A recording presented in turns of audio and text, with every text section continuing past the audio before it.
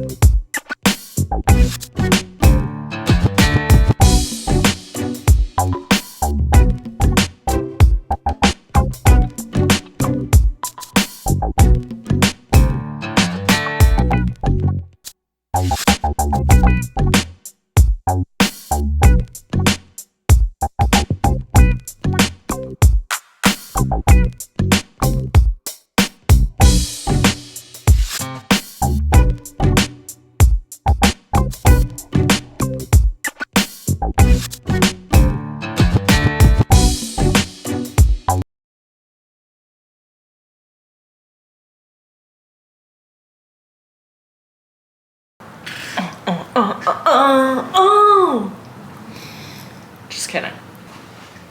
So I started thinking about how I've always been focused on finding your voice and sort of on the search for self. You are trying to find your voice. You are trying to find what you believe in, what you stand for. It's ownership of self and sharing of the self. So finding your voice it's finding who you are and then finding a way to share it, a way to impact. Sometimes when I speak like that, it's just like, what am I trying to say?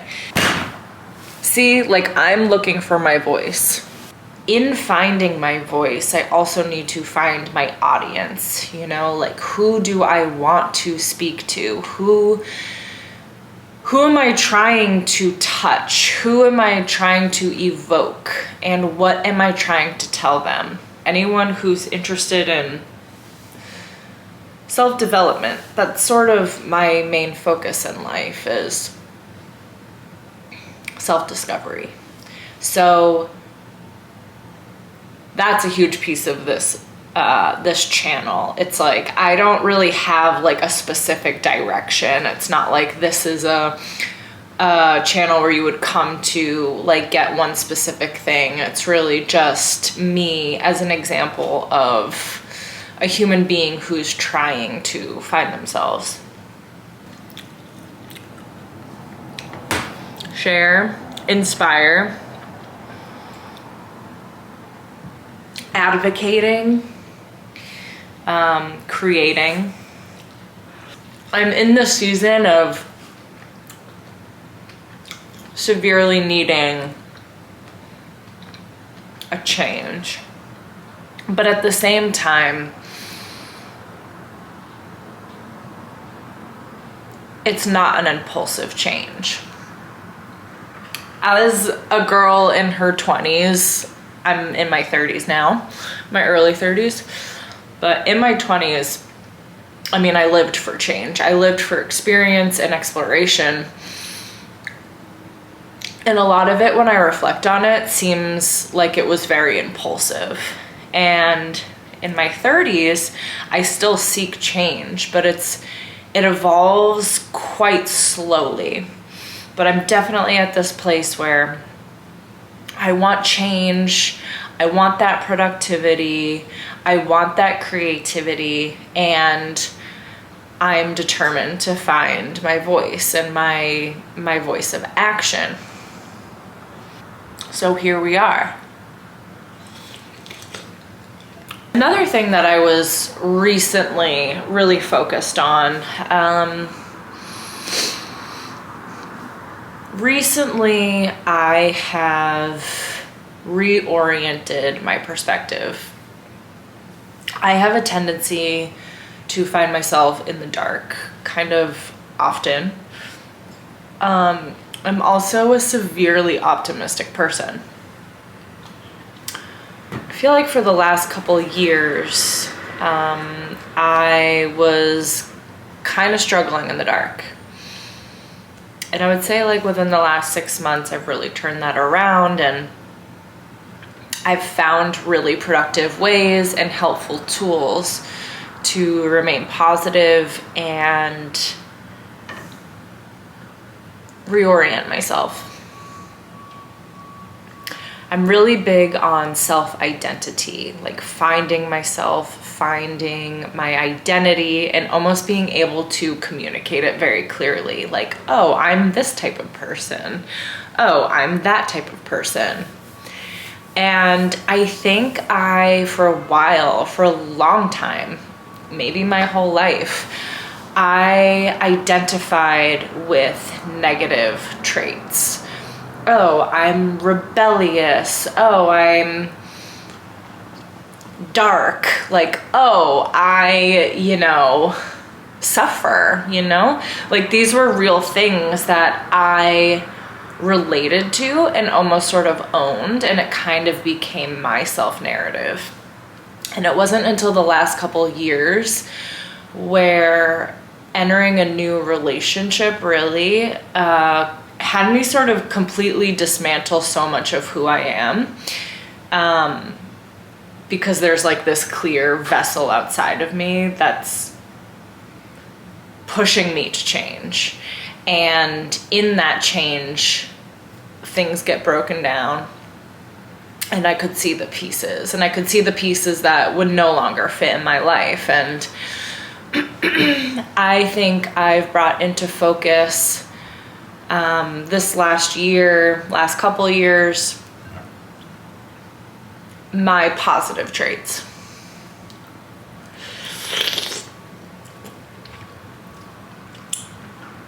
With a real emphasis on being able to control my perspective. So I have this here right now because I have a metaphor or an analogy that I find very helpful. So basically, who we are is a planet.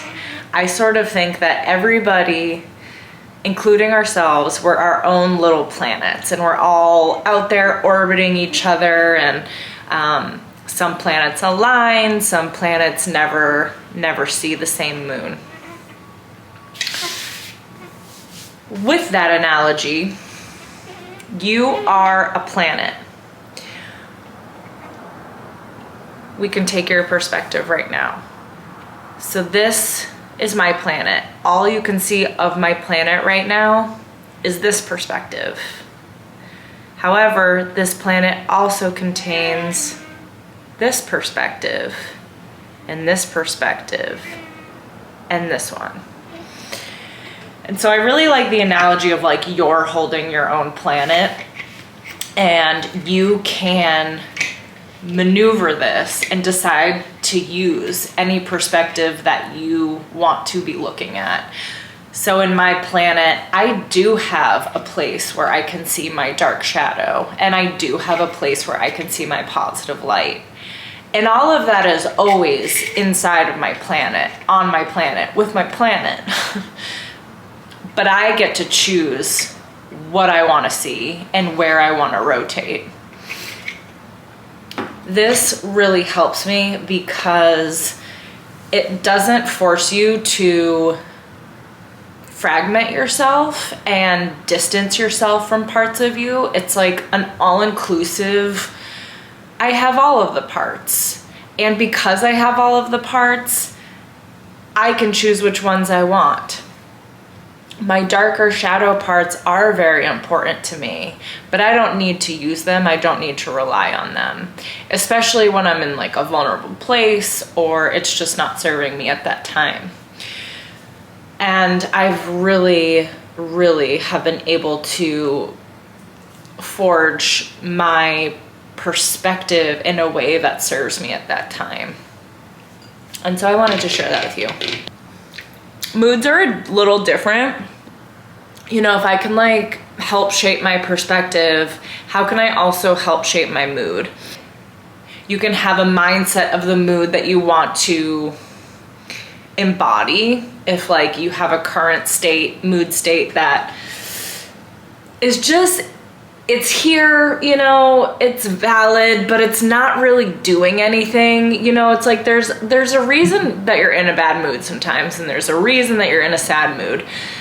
Sometimes there is no reason and you kind of need to move on. And so I am working on how can I have more control or direction in my mood.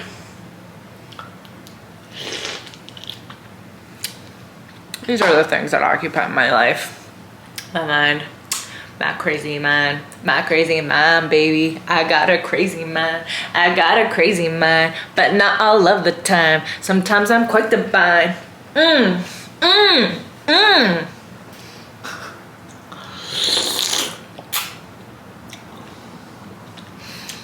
But yeah, I think